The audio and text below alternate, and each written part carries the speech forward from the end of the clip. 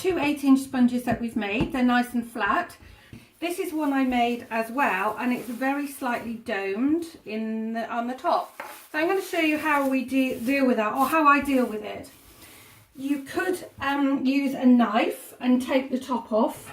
I would suggest a serrated knife. If you're not so good at cutting level, and to be honest, I'm not either, I use one of these.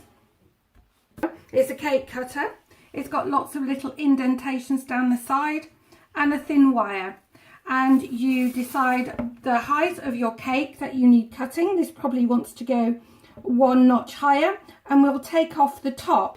We start off by going from one side, and we move the wire around the cake. Don't move the cake into the wire. What would happen, and I will show you if we do that. So normally it's round like this, but if you go across and just move it across, and then you're pushing against this part of the cake, and it is likely to give you a rough edge. Can you see that here we've now got a rough edge on the cake? I'll just smooth that over, and I'm going to cut this in half. So you just make sure that your cake's on a flat surface, a work board, and then we will do exactly the same to layer this cake.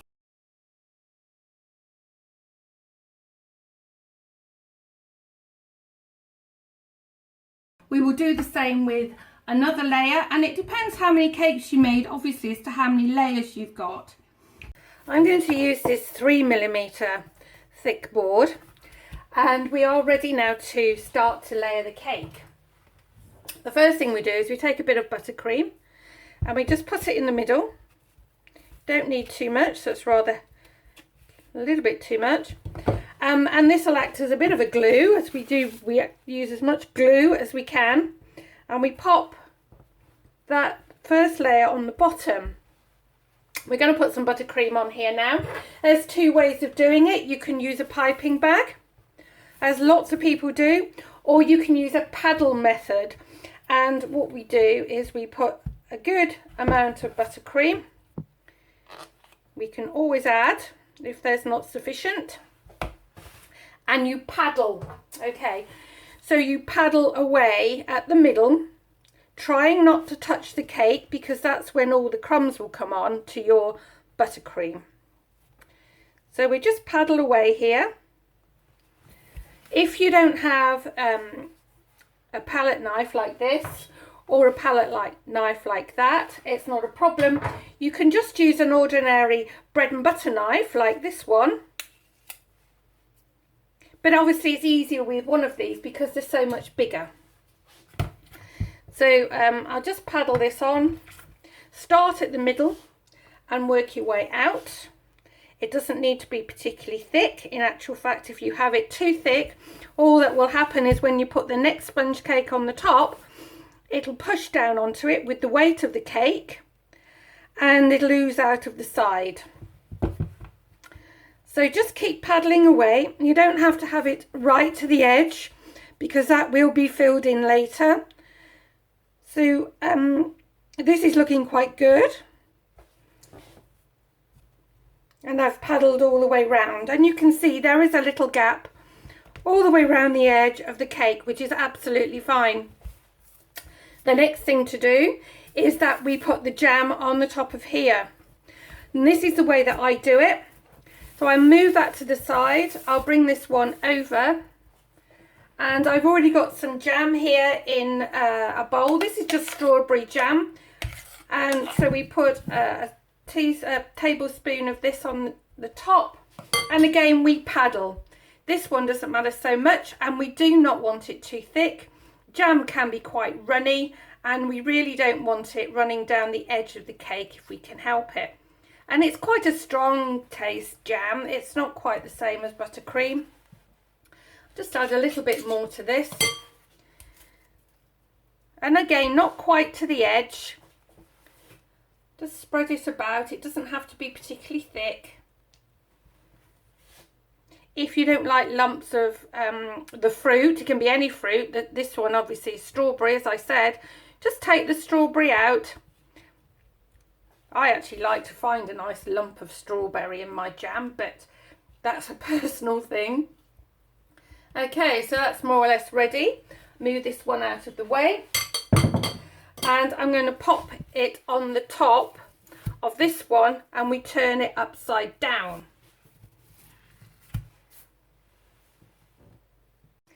This is the last layer of the cake to put on. This has to have jam on it. And I've made sure that this is the side that I've cut. So the reason I've done that is because it was the bottom from the tin, and it'll make sure that we have a reasonably level or flat top to our cake. Again, we have a bit of strawberry, so I take that bit out. Add a bit more jam. There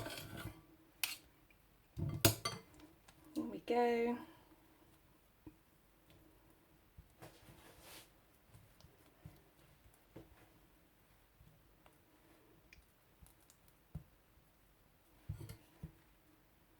I think that's needs just a tad more.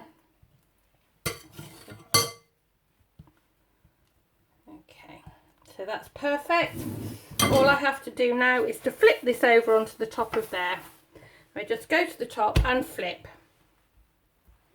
and you can see that this is quite a nice flat top to work with.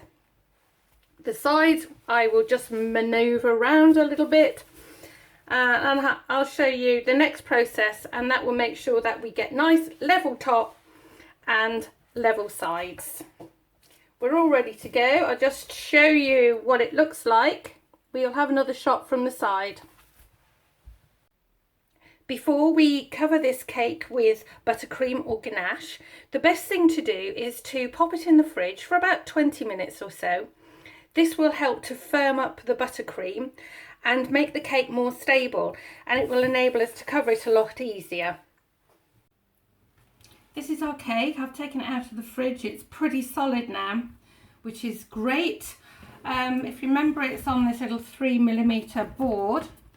But for ganaching, the best thing to do actually is put it on a bigger, thicker board. Now this is back to the 15mm. I'm actually just going to place this one, this 3mm, on the top. Okay. And the next thing we have to do is just check the overhang of any of the cake and make sure it's perpendicular, which I can see it isn't. And I'll show you the way that we do this with a tool. We'll soon find out if the cake needs a little bit of trimming anywhere. There's a bit here I can see.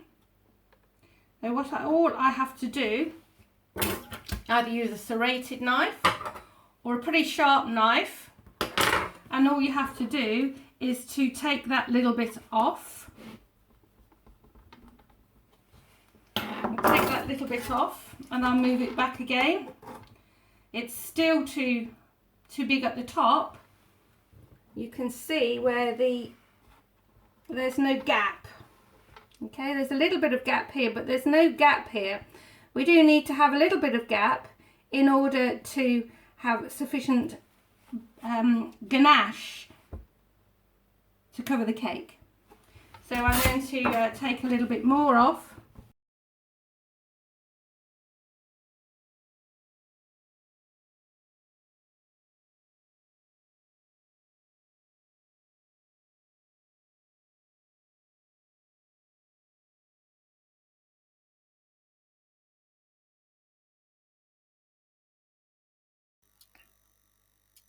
Our cake is all ready now to be covered in ganache.